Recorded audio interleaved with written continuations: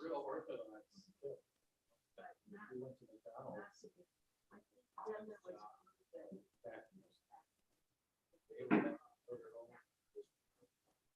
The whole tray has all of that forbidden. That's just right. It was like very land, no meat. I guess fish, the fly of fish was okay. But no chicken and cabbage. A lot more.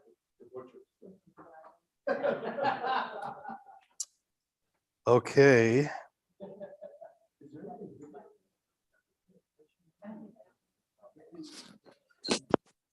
All right. Let's come back together. Sounds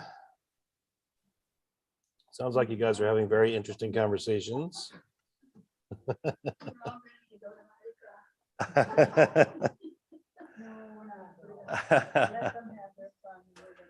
Yes, yes.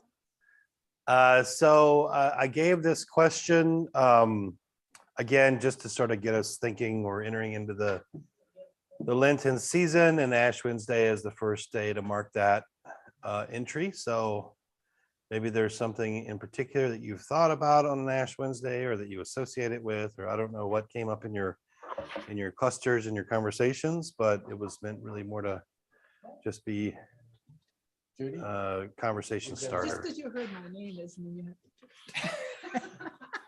to. So what am I gonna do? Read already? No, I'm.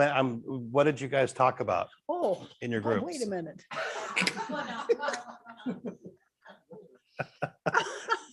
Well, we talked about how we've celebrated it before, or how we've observed it, let's put it that way. And how really the Mardi Gras isn't something that we'd probably rush down there to participate in, because it's maybe not, I don't know. I don't So think you talk more appropriate about was, Mardi Gras than you did about Ash Wednesday. well, we started out talking about Ash Wednesday and how we've observed it in the past and what it, and how instead of always saying what you're going to give up, you add something positive, like increase your prayer life, increase your service. Yep. So if anybody else wants to add. We talked about it being. Wait, be sure to pass it over because we're recording it online. We talked about it, experience it from having Catholic friends around us and seeing the Catholics going to church and having the crosses done in ashes. And that most of us hadn't had that experience. One of our ladies had that experience in the Episcopalian church. And we were kind of trying to figure out if it was more common now or less common. But I don't think any of us were as involved with going to Ash Wednesday and having ashes done, et cetera, As you were growing up. as we were growing up. Okay. Yeah. Yeah.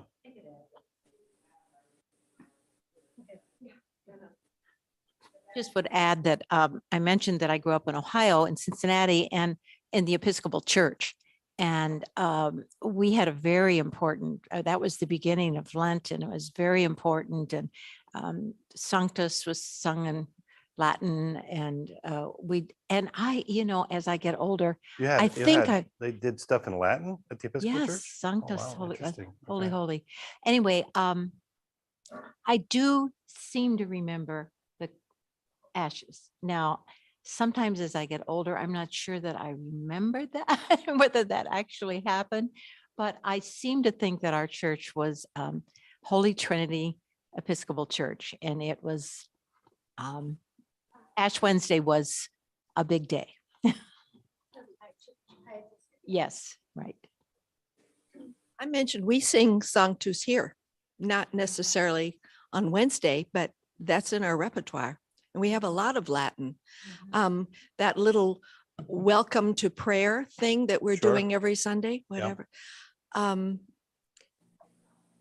I remember, or what I remember is kind of what we've talked about, but now Wednesday and Thursday, if I go to the grocery store, I see a lot of people with ashes, and they're not necessarily Catholic.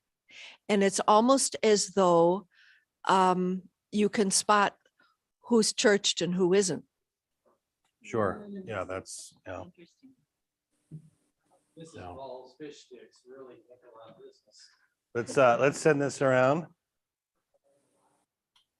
Well, we had the same comparison of, as kids, it was a little more divided. You know, the Catholics had all the fun visual aids like the palms that the kids would get and the ashes on the forehead. And we in our little Puritan Methodist church kind of felt like we were left out because even communion, you didn't have wine like they did in the Lutheran church, you had grape juice. And so we always thought we were kind of gypped because the Catholic kids are having all this fun or, you know, very visual things that we would see, but for some reason our church didn't do it, and none of the Protestant church, you know, because they were Yeah. so against ritual. Now, we did have an Episcopal church that did a lot of the ritual type things, you know, been to a wedding there and it was an hour long and it was 98 degrees and no air conditioning. Oh boy, half the wedding party collapsed. But anyway, they had a lot of the kneeling prayer, you know, and the Catholic carrying the cross, you know, a lot of that ritual like you see in Sure. a Catholic service. Yeah. But ours was pretty Spartan. You had to just kind of like, oh, they don't really do a real ash on the forehead. But now Sure. with coming here, I kind of like the fact that they have more things like that that are more of a visual aid Yeah. and really. And just out of curiosity, how long have you and Frank been here? 1974. So- Church probably 1978. So would you mind passing back? Has anyone else been here longer? That's- I know you're, what I'm wondering is, how long has the liturgical calendar been in play at Colonial? Because I know that, sort of speaking broadly, in the Protestant world, in the late 70s into the 80s is when a huge movement called Liturgical Renewal happened. And that really is when Methodist churches and Presbyterian churches and maybe even some Baptist churches started to reappropriate some of these ancient practices that the Episcopal Church or the Catholic Church had always been doing. And so I was just wondering, what was if you remember when it, you know, Arthur I- was a real tradition. well, hold on for just one second. Peggy's got the. I mic. would guess more 80s. In the It 80s, certainly wasn't happening in the beginning. when you first got here. Yep. Okay. And we were kind of more into New England things and colonialism Sure. and practices Right. The and Puritan. the pilgrims on Thanksgiving but I don't remember much of that. Well, and I- these are the kind of practices that the Puritans would have abhorred. They would Right. have- Yeah, they would have viewed it as Right, too Catholic. potpourri. They would have called it potpourri, and not the smelly stuff. Potpourri. That was actually a really good joke, but no one got it. So I just want you to know that was a really, really good joke. What did they do?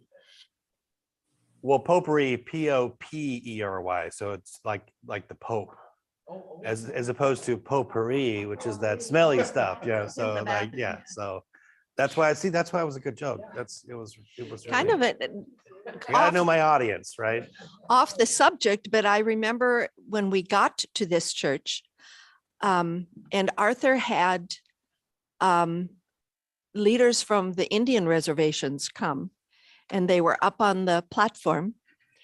And the big deal right then was to get away from smoking and no smoking in the church and all that sort of thing. And they passed the peace pipe, and everybody who was there smoked it. So Well,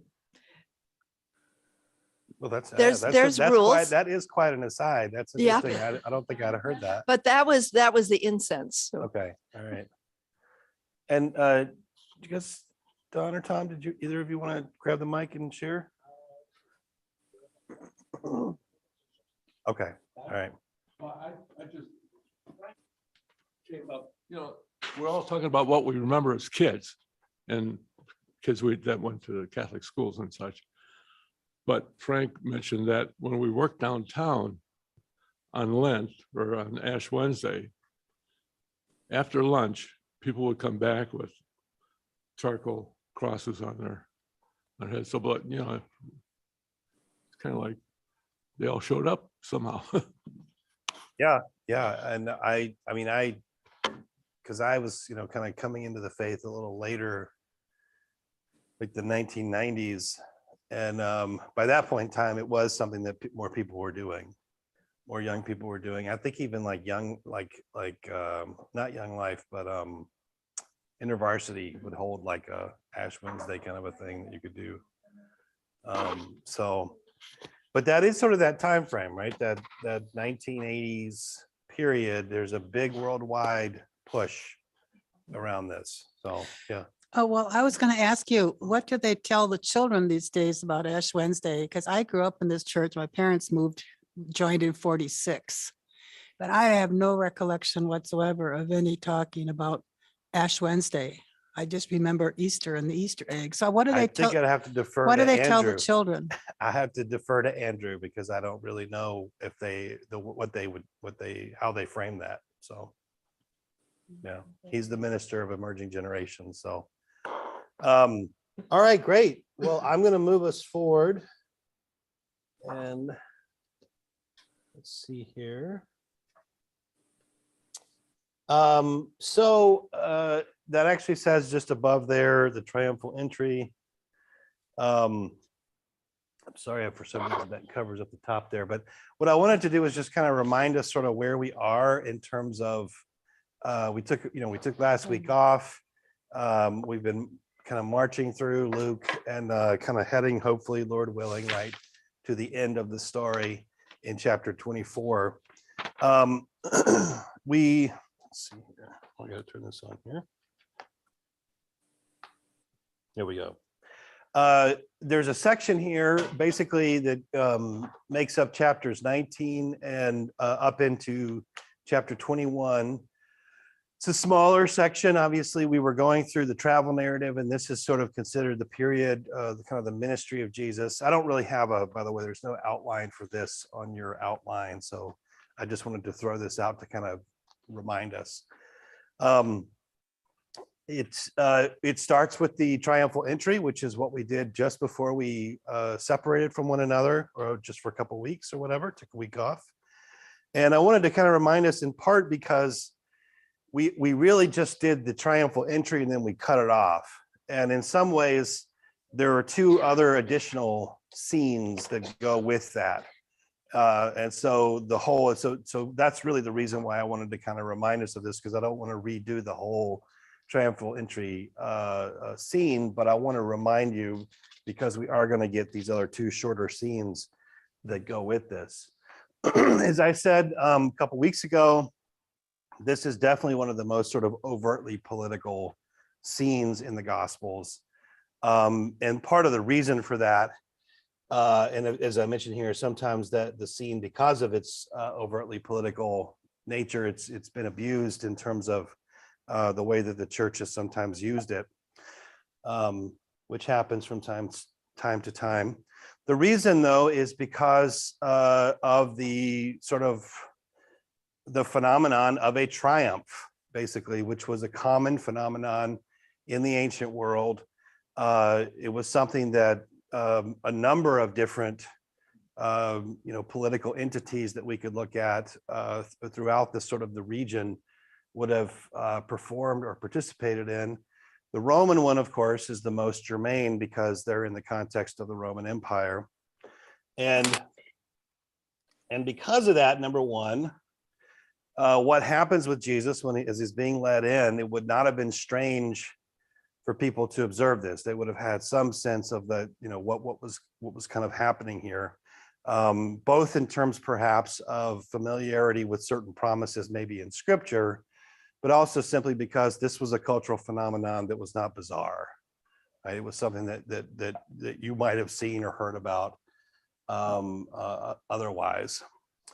In terms of the way that this thing kind of unfolded, as I say here, a triumphal procession typically happened usually after a major military victory. And most of the time, the kind of, conquering emperor or general was the one at the head of the triumph of the parade. And it's effectively a parade that you performed as you entered into a major city. So Rome, of course, would be the big one, but this could happen in other kinds of places. And as I meant here, it's clearly meant to be an expression of power. It's not just celebration, but it's also an expression of the power of the victors. And here is where you get that sense in this little description, right? Description of it, right? So the emperor or whoever it is who is triumphant general marches into the city, and they're usually riding a chariot. They're riding some form of a regal animal, a stallion or a chariot.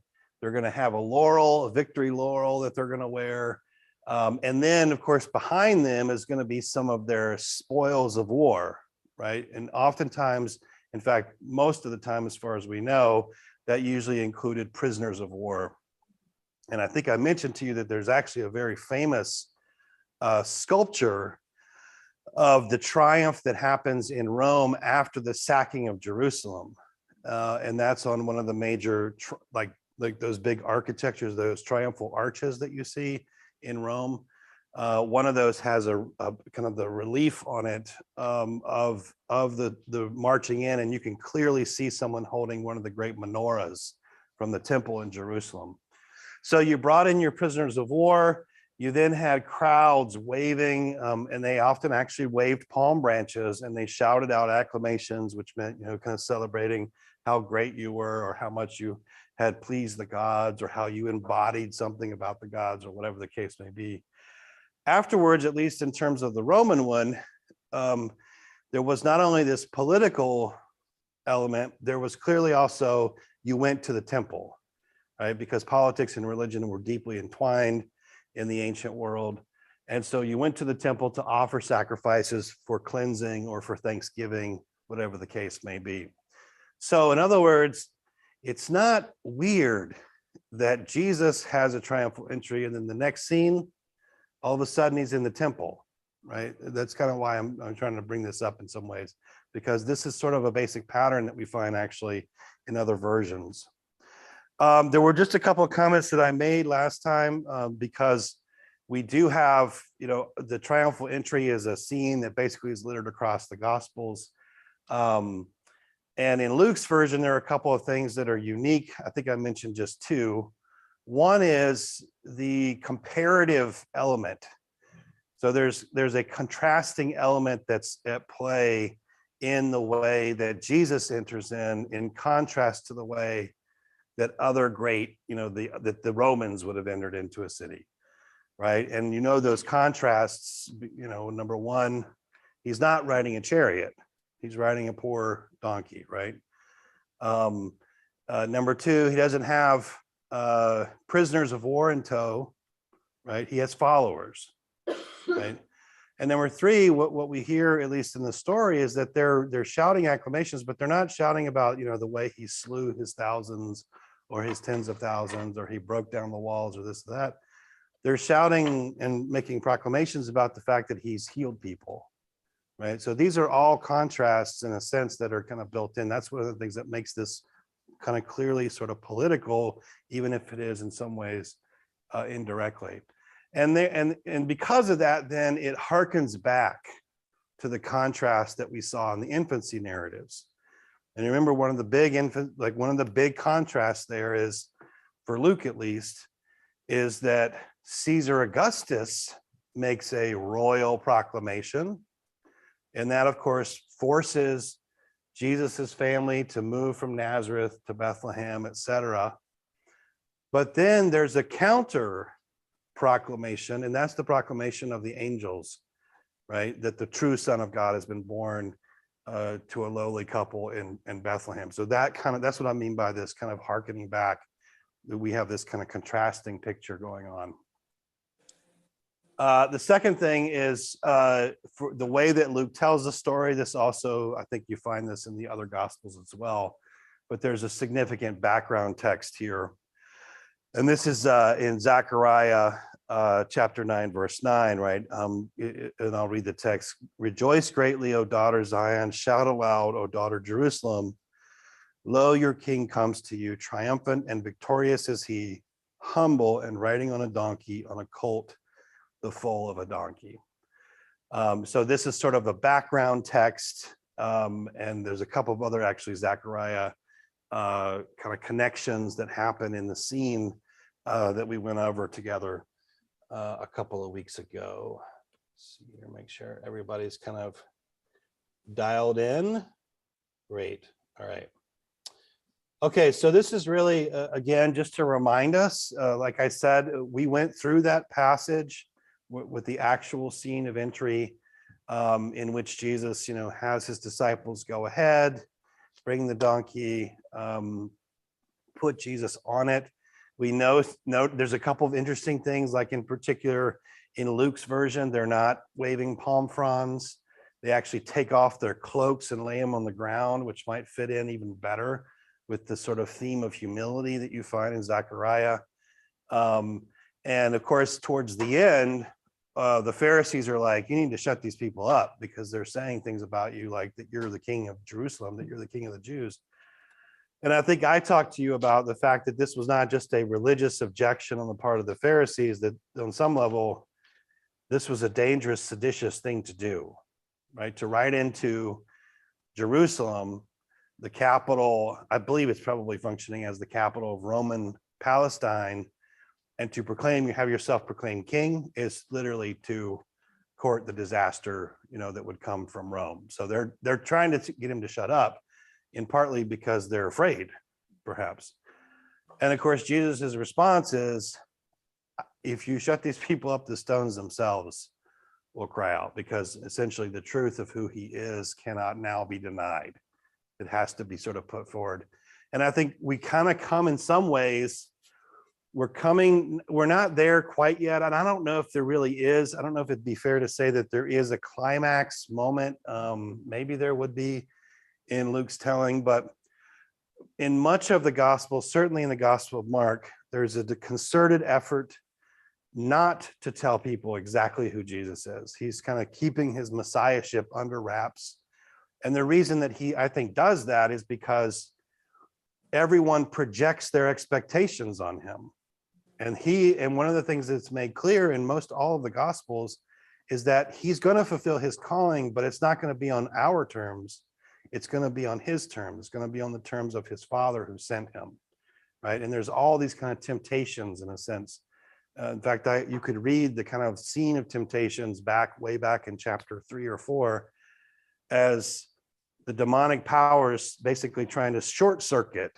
Like, yeah, sure, Jesus, you can be the Son of God, but you just got to kneel down, or you just got to do this, or you just got to do that. Like, they don't have a problem with the bigger question. It's just the way he's going to get there. And his argument, and what we see throughout the whole of the story, is that the way that Jesus gets there is just as important as the fact that he is the one who he says he is, right? The two things go hand in hand. Okay, now then let's shift into our text. So would you like to read? Perfect. You have I had to open up my. you have the mic. As he came near and saw the city, he wept over it, saying, if you, even you, had only recognized on this day the things that make for peace, but now they are hidden from your eyes. Indeed, the days will come upon you when your enemies will set up ramparts around you and surround you and hem you in on every side. They will crush you to the ground, you and your children with you, and they will not leave within you one stone upon another, because you did not recognize the time of your visitation from God. All right.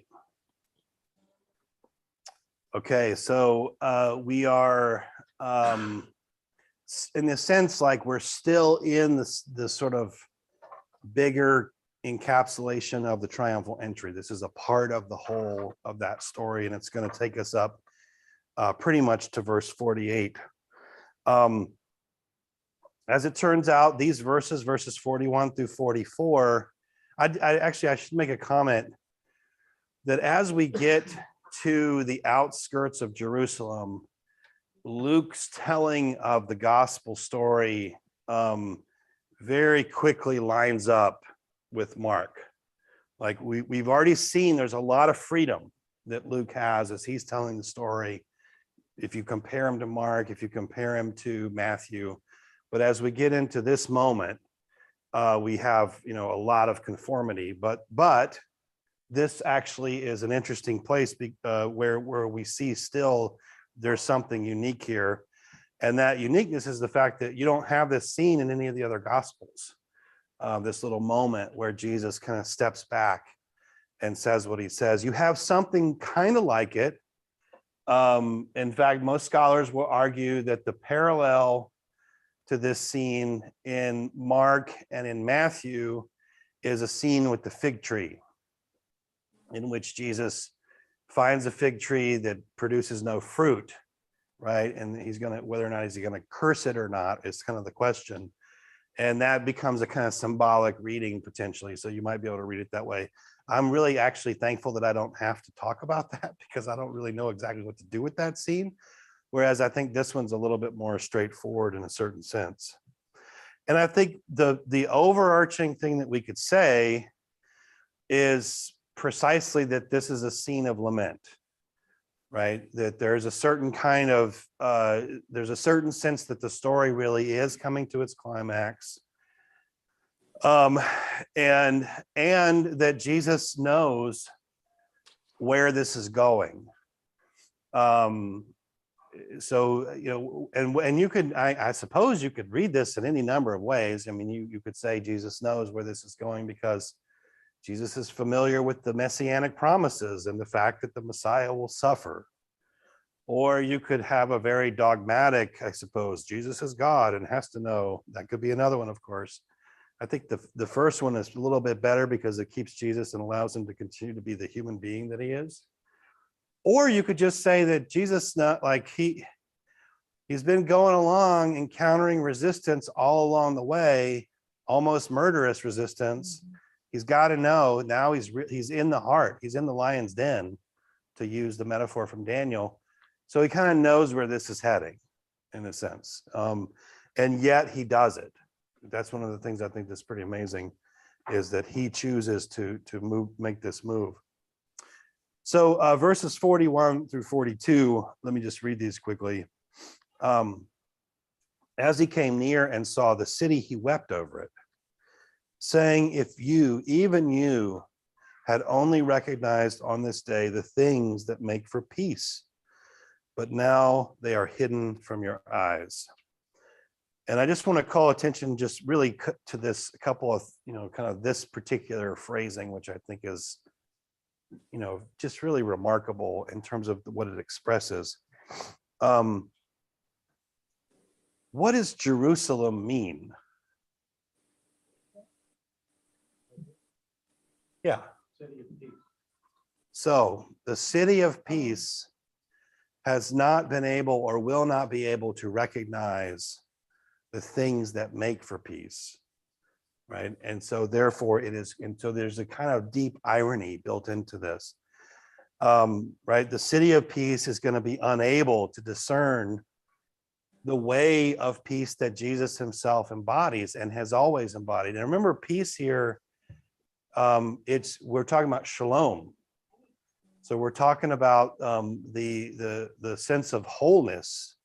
And so I think in some ways like that's easier to read back into his ministry, because what has he been doing? He's been going around making people whole, trying to make people whole, making communities whole, making their relationship with God whole. I mean, there's all kinds of ways, right? So for just forgiveness of sins, release from bondage, et cetera, all that's been going on. So the things that make for peace is not some sort of obscure thing. It really is him. He and the work that he's been doing, what he embodies in his ministry, that's what makes for peace. And unfortunately, and this is in a sense like this plays into a theme that we've seen throughout the entirety of the gospel stories, that the insiders don't seem to know, right? Or the people who should have known didn't, right? Couldn't see. So here's the city of peace, unable to discern the things that make for peace.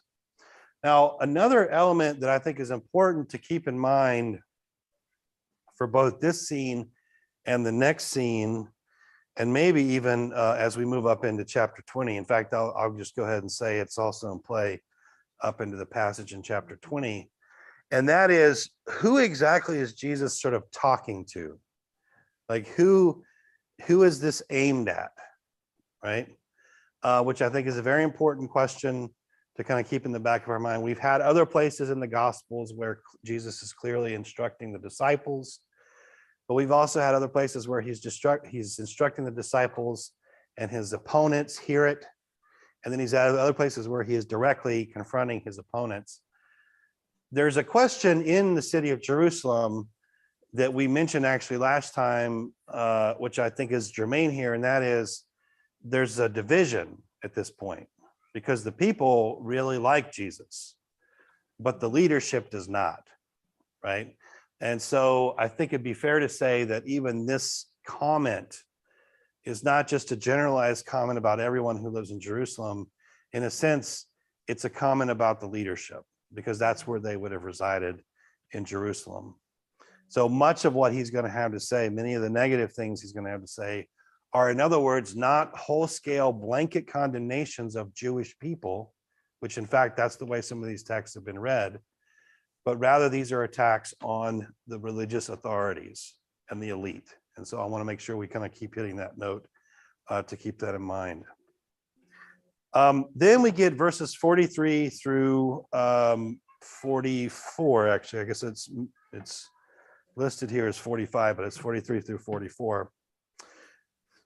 Indeed, the days will come upon you when your enemies will set up ramparts around you and surround you and hem you in on every side.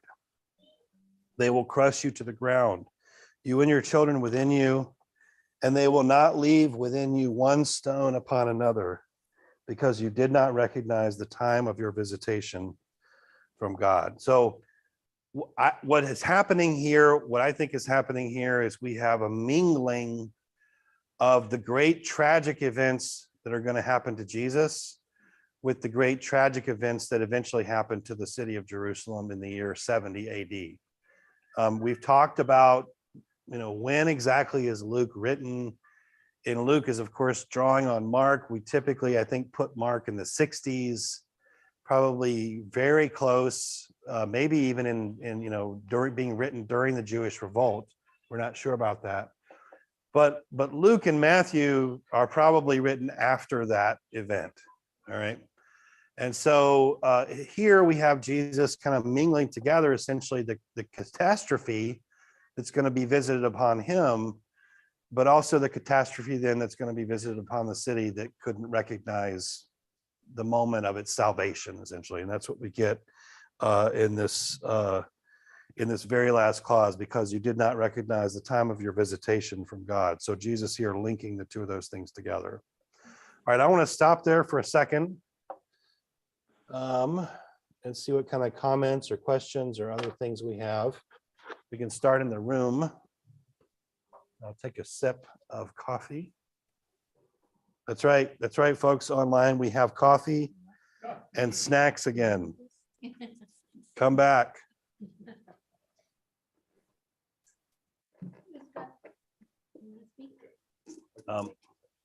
I've just got a question. Wouldn't the religious establishment know something about scripture, Old Testament prophecy? Can you elaborate your? Well, why didn't they get back to that and understand that this was indeed their king? That's the question I think that confronts us throughout the whole of the story, right? That the people who should have known didn't. So I think that's kind of a legit question. I was going to ask, what other way could this have gone? I mean, if everyone had really rallied around Jesus, the Romans would have taken the city right then Sure. and slaughtered everyone.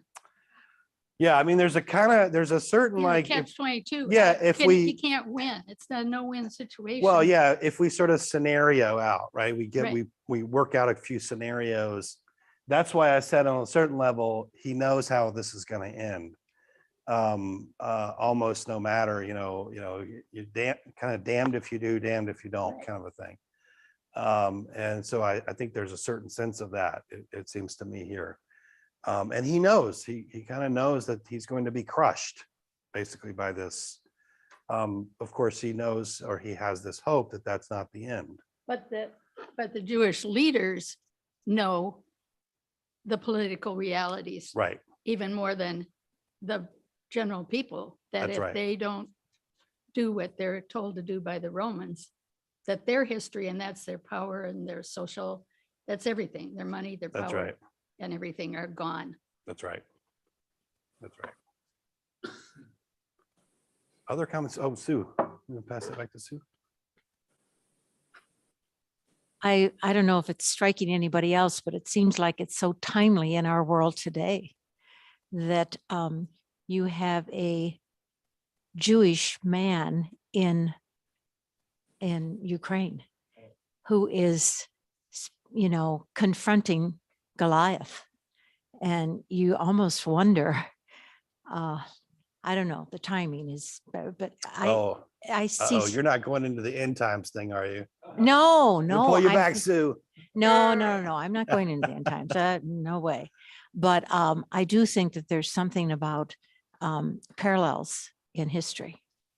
And Yeah. I heard just a comment, which I don't mean to detract from where we are No, it's today, but fine. just the parallel. Zelensky said to the Europeans, I am fighting for European values, not just Ukrainian. We are fighting for European values. And I thought that he was saying he was fighting for the good as opposed to the evil that is confronting him. Yeah. So who knows how this is going to end up, but I think the timing, I couldn't resist seeing a parallel. Yeah. Yeah. I appreciate that. Peggy? There are parallels throughout history, aren't there? I mean, almost every generation hits this. Yeah, there's I mean, I think the phrase is like, history doesn't repeat itself, but it rhymes a lot. And so there's this kind of, rhyming. It does feel like there's these echoes that feels like it does happen a lot. And that's why I think, we don't need, you can have this, but you don't have to have like, Jesus has like, complete foresight of absolutely everything in order for it to make sense that he knows that this is not going to go well. Like, and it's kind of almost common sense in terms of his experience, because this is the kind of thing that happens. The powerful crush the weak, and they especially crush people who stand up on behalf of the weak. And he knows that's where this is going, right? Because that's what Jerusalem at this point represents. It represents a certain kind of power. Other comments? What about comments from folks online?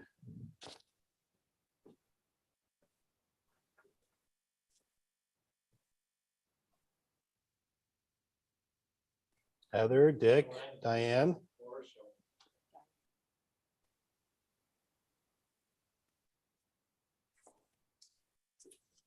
All right, I'll let you guys pass. It looks like you're passing. All right, so let's move forward. Can I get a volunteer who's willing to read our next set of verses?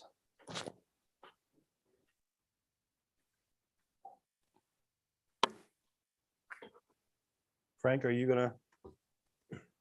Then he entered the temple and began to drive out those who were selling things there. And he said, "It is written, my house shall be a house of prayer, but you have made it a den of robbers." Every day he was teaching in the temple. The chief priests, the scribes, and the leaders of the people kept looking for a way to kill him, but they did not find anything they could do, for all the people were spellbound by what they heard.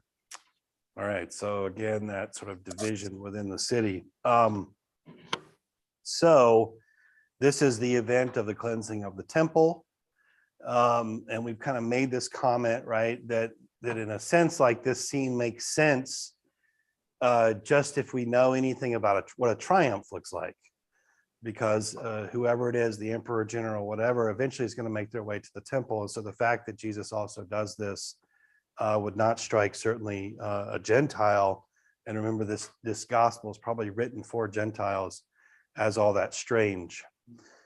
This is an event that I think we have to describe or see as very definitely symbolic. It is a symbolic event, and it can have different kinds of meanings. There's different tellings of this that have slightly different shades of meaning. In terms of Luke, I think what fits in here are really it seems to me to be two themes. The first theme is something that's been playing out throughout the entirety of Luke, which is the way essentially that the religious establishment or religion, whatever, I mean, I suppose we want to have the two of those together, has, rather than being a lever for life, has become a profoundly oppressive tool in the lives of people. It has shut out people that it ought rather to have opened up. And we saw that as we went through the travel narrative, where Jesus would be interacting, and what was one of the things he would find? Here are the Pharisees, leaders of the people, but they despise the people, right? What is the kingdom of God? Who is the kingdom of God for? Well, it's not for the powerful, the elite, the rich young ruler. It's rather for the little child. It's for the poor, the lame, the beggar, etc. So that scene, right, of a kind of upside down element. And so this picks up on that. And as I mentioned here, the buying and selling of animals within the precincts of the temple, to a certain extent, are a necessity, because people need to be able to do that.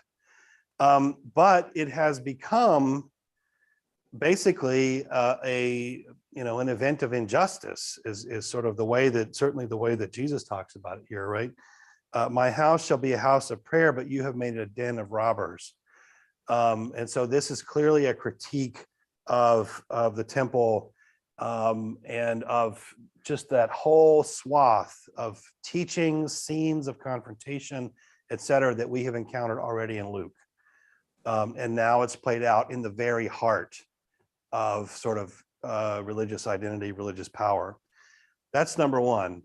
The second thing, though, is that this would have been an expectation of the Messiah. So it's not just that it fits in with the teaching and themes, it's that there was a certain sort of expectation that one of the things that the Messiah was going to do when the Messiah came was to essentially refound the temple, right? So this is an issue that we find, and there's kind of some key texts. Really, one of the most important ones comes out of Malachi chapter 3, verse 11. So we have something then that fits in with the basic thrust of Jesus's ministry and the criticism that he has embodied pretty much throughout. But then we have this other very important layer that sort of, in a sense, transcends even the other, that this truly is the Messiah, and the Messiah is doing something here that only Messiahs do. And of course, because of that, that makes an awful lot of sense of the next scene, because what's the next scene? Are you really authorized to be doing this?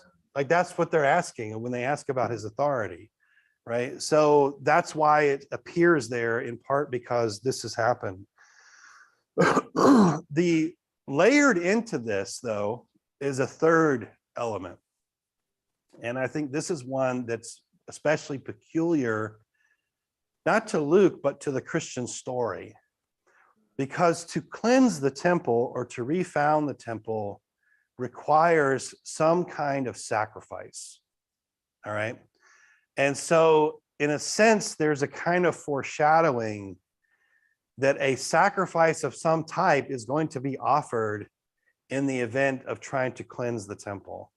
Now, and remember, temple here is simply, and I don't just mean, obviously Jesus is dealing with the actual physical temple, but if we think about it more kind of broadly, the temple metaphorically is the people, right? In a certain sense, that certainly is the way that Christians later on take up the language, that the temple is not made by hands, et cetera. It's rather we ourselves are these stones being put together by God, right? Essentially.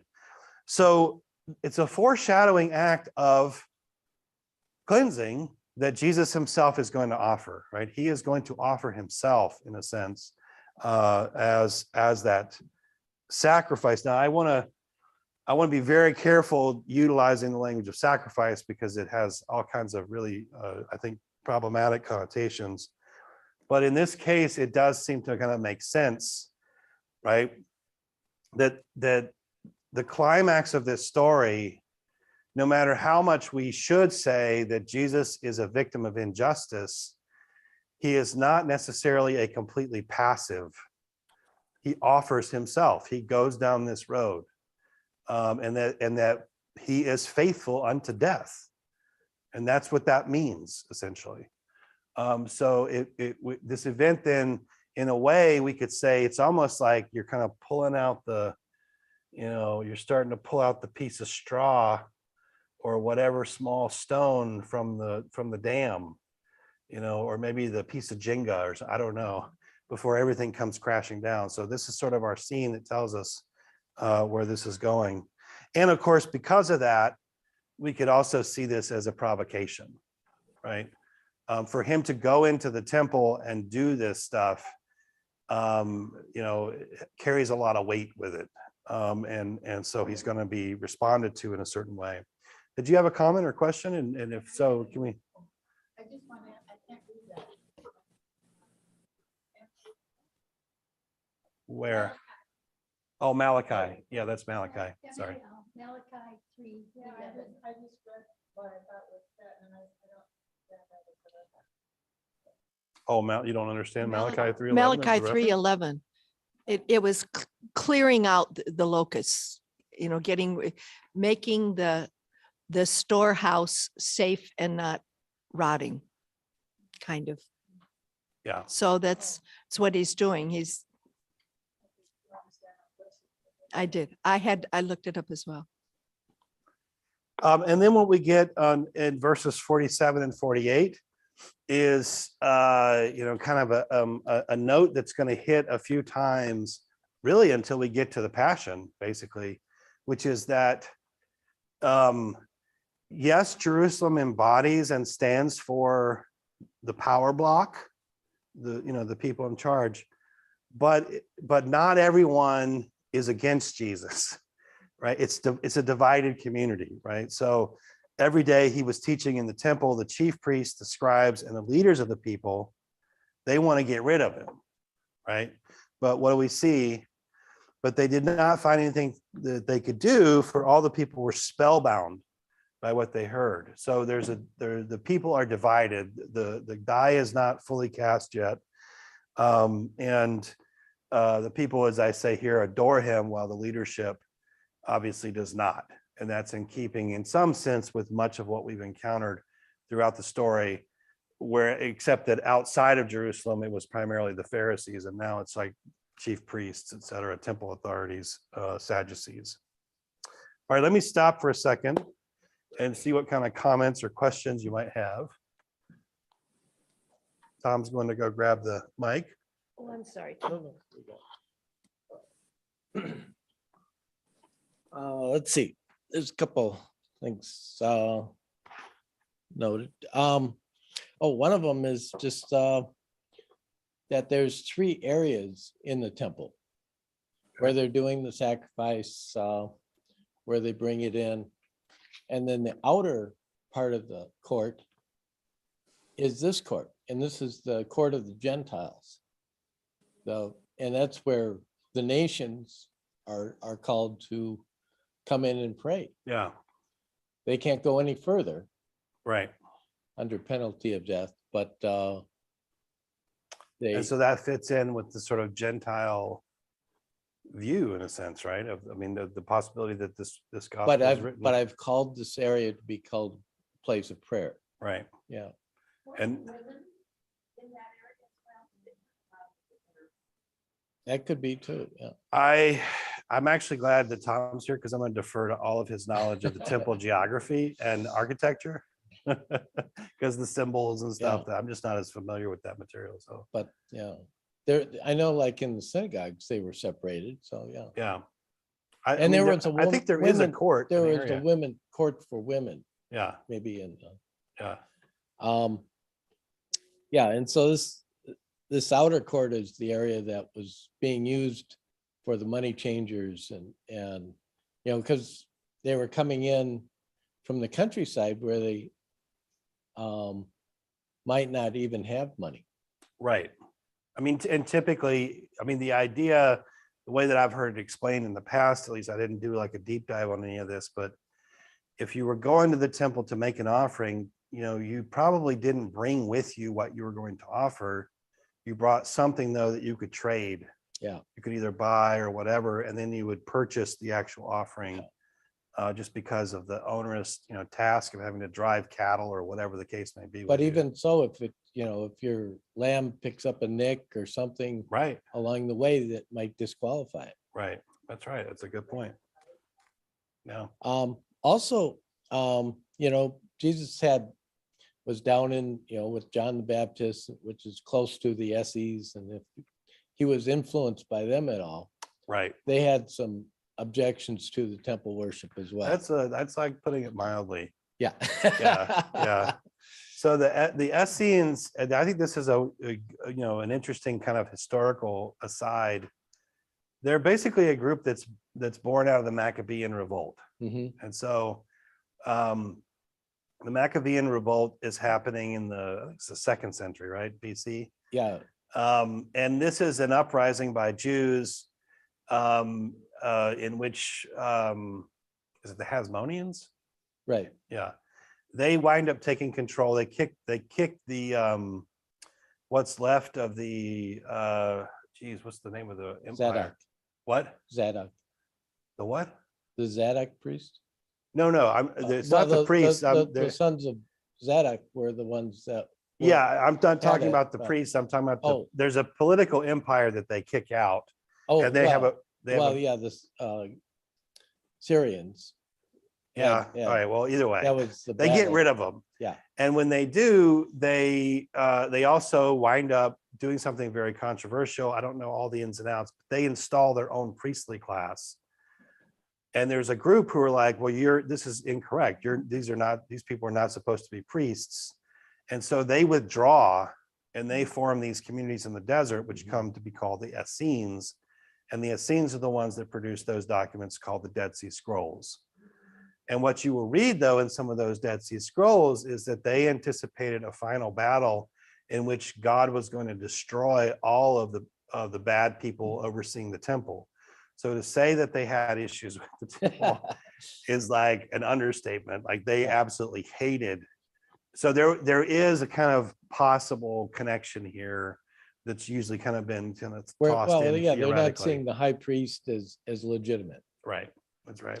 Um, And all of those who kind of aid and abet mhm. that. There's one other thought. In the church history, there's also a thing called triumphalism, where Christianity has kind of replaced everything. Oh, supersessionism. Yeah. Yeah. And Yes. and that's, you know, can be divisive. Yeah. Well, it's not only divisive, it's deadly. I mean, Yeah. typically it's basically one of the key theological planks for anti-Semitism, Mhm. right? It's this argument that with Jesus coming, the temple's been replaced, the Jewish people have been replaced, the church has taken their place. Why do they keep existing? Really is the question. And this is why there are constant attempts to purge and destroy basically the Jewish people. And this scene is one, but there's another scene coming up in chapter 20 that's also been a scene that's been misused and that can be read in that direction. And I'll kind of come back to that. So that's right. Yeah. I always love the thing that says someone mentioned, you know, how do I know that there's God? Because there's still the Jews. Yeah. Despite all Yeah. that they've the Right. world has tried to do in eliminating them. Absolutely. It's a pretty good apologetic argument, actually. How about folks online? Anyone online have a comment?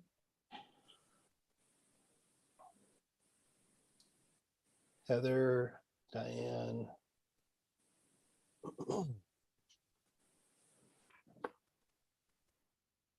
Okay, I guess, well, there's a lot of silence online. Can you guys hear me online? Okay, all right, well, that's good. At least they can hear me because it's like everybody's face is flat. They're like, move on, Christian. Okay, let's do that. Let's move on to the next passage together. I get a volunteer who's willing to read. Well, I got the mic. I guess. Okay, Tom. Okay. And we carry over on the next page as well. One day, as he was teaching the people in the temple and telling the good news, the chief priest and the scribes came with the elders and said to him, "Tell us, by what authority are you doing these things? Who has given you this authority?" He answered them, "I will also ask you a question, and you tell me, did the baptism of John come from heaven, or was it of human origin?" They discussed it with one another, saying, "If we say from heaven, he will say, 'Why did you not believe him?' But if we say of human origin, all the people will stone us, for they are convinced that John was a prophet." So they answered that they did not know where he came from. Then Jesus said to them, "Neither will I tell you by what authority I am doing these things." All right. In a sense, like this is like a great sort of vignette of the sort of obstinance of the religious leaders, just their refusal, their just obtuseness, their refusal to recognize what's happening in front of them. I already mentioned before that this scene kind of makes a certain kind of sense, and I'll come back to that in just a minute. I do want to say that now as we get into chapter 20 and 21, so basically chapter 22 is really when the plot to kill Jesus kind of picks up steam. We have the Last Supper, etc. So between chapters 20 and 21, we have this ministry going on in Jerusalem, and in particularly chapter 20 verse 1 up to 21 verse 4, we have a series of confrontations between Jesus and the religious authorities, right? And it's kind of like a further condensing of confrontation that sounds very similar to stuff we've already experienced in the travel narrative, but now it's sort of compressed into this. And you get the sense of animosity clearly that's aimed at Jesus. In terms of, I think, kind of as I was sort of reading through the commentators, one of the basic points that they point to is that there are debates here that are going on, not so much about the status of the law or whether to keep Sabbath observance, some of the stuff that we did encounter back earlier, but rather what exactly is the kingdom of God, right? And so, as I mentioned here, the different perceptions of the kingdom of God is sort of what seems to be at stake. And one way that one of the commentators put this is that the difference is that for Jesus, this is a radically new event, one that is more than one could possibly imagine, while his opponents typically are operating within a different kind of logic. Like, so he's operating in this sort of logic of the upside down kingdom, and they're operating in the logic of politics, right? Is sort of the way that this kind of seems to sort of play itself out, for one of sort of more, maybe a more precise description. As I mentioned before, of course, this scene makes a lot of sense after what we've just seen, right? So if we're going to really say that the cleansing of the temple has all those different layers of meaning, then it kind of stands to reason that the first confrontation would be to say, what do you think you're doing? Like, what kind of authority do you think you have to do what you're doing? Because we understand the symbolic meaning to some extent of what you're doing, right? So I think that's one reason why this scene does show up here. And it makes a lot of sense. Let's let's see here. All right, so verses 1 and 2. So one day, as he was teaching the people in the temple and telling the good news, the chief priests and the scribes came with the elders and said to him, "Tell us, by what authority are you doing these things? Who is it who gave you this authority?" So we have a kind of shift now, right? Jesus has cleansed the temple, or have this action of cleansing, symbolically at least. And now he takes up his place as a teacher, and he's going to be in the temple, basically teaching throughout these his couple of, his period of time in Jerusalem. As I mentioned here, right, this includes a messianic expectation. It was expected that, in a sense, the abode of the Messiah, the proper place where the Messiah would be in God's temple, would be in God's presence, which is the way that a Jew would have thought about this.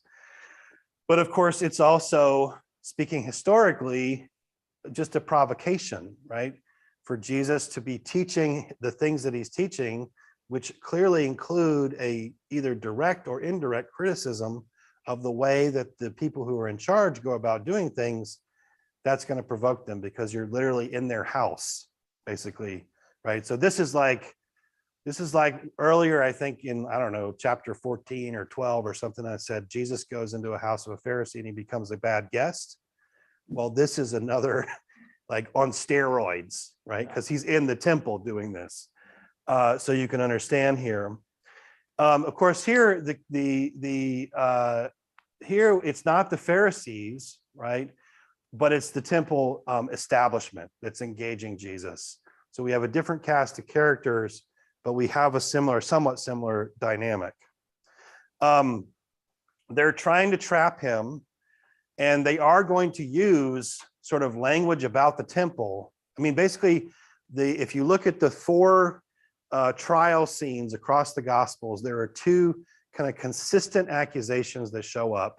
One is that Jesus will destroy the temple or do something to the temple, and the other is that Jesus claims to be the Messiah, right? Those 2 things together sort of show up. So they're trying to trap him, at least in this case, to get him to say something about his authority, which they want him to say it's divine, so they have a basis by which to go after him. So they approach him and they ask him these questions, and then he responds, verses 3 and 4. He answered them, "I will also ask you a question, and you will tell me. Did the baptism of John come from heaven, or was it of human origin?" Now, this is such a great scene. And the reason is that you and I are you okay? Did you? I could tell she wanted the microphone. Yeah, because I have a question. Okay, can you hold on for just 1 second? Let me finish. I will. This is such a great scene, in part because this is such a typical way that Jews would debate each other. One would ask a question, and oftentimes it would be countered not by an answer, but by another question, right? And that's what you get here. They ask him these questions, and so he says, "Well, I'll ask you a question." And so that's what I mean here when I say it's commonplace. And you find it both in rabbinic sources, but also in certain Greco-Roman sources, where you have these debate scenes. And it's not just their debate scenes kind of anywhere. Oftentimes they're debate scenes placed in temples or places of worship. So this, again, would be somewhat familiar. You could find parallels to this in other places. Now, they're asking this question of Jesus, of course, and Jesus responds with his own question. But I think, like, this also harkens back, or kind of echoes back, to what Jesus said when he was crying, essentially, or lamenting over Jerusalem, which is, if they can't recognize John the Baptist's ministry, how on earth can they possibly hope to recognize my ministry? Right. So in a sense, that's where the rationale for asking the question about John the Baptist comes in. They need to get clear on who John the Baptist was in order, in some sense, to get clear on who Jesus is. Right. And so as I say here, if they haven't reckoned with that, how on earth could they possibly recognize who Jesus was, what he represented, what he embodies? Then we get them, kind of coming together, having a conversation with each other, planning out, strategizing Okay, if we answer this way, so they basically literally play out a couple scenarios. And that's really the scene, though. This is the scene when I say this is a kind of vignette of the obstinacy, essentially, right? Or the obtuseness of the religious leadership. But it's fun that we're included in. Right, we get a chance to see it. Quarterback huddle. Exactly. We're broad. That's right. So they refuse then to answer Jesus as they're kind of, they're basically like politically analyzing like what would this mean this way and that way. And because of that, and this I think goes back then up to here, right? That they're still operating under a different kind of logic. They're not necessarily operating in the logic of truth as Jesus is, or clarity, but rather in a kind of the orbit of politics or of power interest. Maybe we might want to say that. Maybe that's a better way of putting it. Okay, let me stop because I think you had a question or comment. Oh, yeah, it's not a real big one, but when Jesus was a child, we read the story about when he was 12, he was in the temple and everyone thought that, oh, he was amazing. Yeah.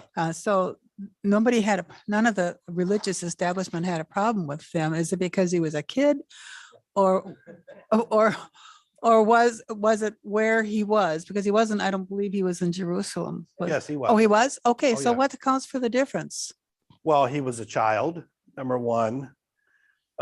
Number two, I think that scene in some ways is a kind of foreshadowing of what's going to come. And in fact, Luke is the only one that tells us that story. And so in some ways it foreshadows some of these kinds of scenes where he's now back in the temple and no one is his equal. I mean, that's what we're going to find as we go through. They're going to question him. They're going to say, hey, should we pay taxes to Caesar? Like this is where we get the taxes to Caesar question. They're going to have the best sort of what they think are the most sort of destructive third rail questions. And he is going to basically outmaneuver them all along the way. And then they're going to be silent. They're going to be like, we can't challenge him on this grounds. We're going to have to do it some other way, which of course they do. But I think it's because he's young and it sort of sets up, the kind of what's coming in the future. That's a great question though. Thank you. If we, just reflect back on John the Baptist and the association with Essenes, the question about, well, what authority do you have has all the more weight. Sure. Yeah. If you were going to read this as long, you were trying to make sense of like the Essenes or something like that. Yeah, you could certainly pick this up. That's right. They would say, None. Yeah. Well, you don't have any authority, right? Why? By what authority are you overseeing the sacrifices? Yeah. Exactly. All right. Other comments or questions from folks online? I think we're going to kind of stop here and we'll leave the rest for next time. But let me see. Are there some comments or questions from folks online? We've all been so very silent today. Our little online mice. Any thoughts, folks? Well, I just want to apologize for being late. I had to do some errands before Dave went to dialysis. So, but this is all good. And thank you. Absolutely. Now, there'll be an extra homework assignment, Diane, for being late. I'll be in touch. Just email it to me. Yeah, okay. All right. Well, if that's, I think that'll kind of, we'll conclude here. Let me close this with a quick word of prayer, and then we'll move on with our day.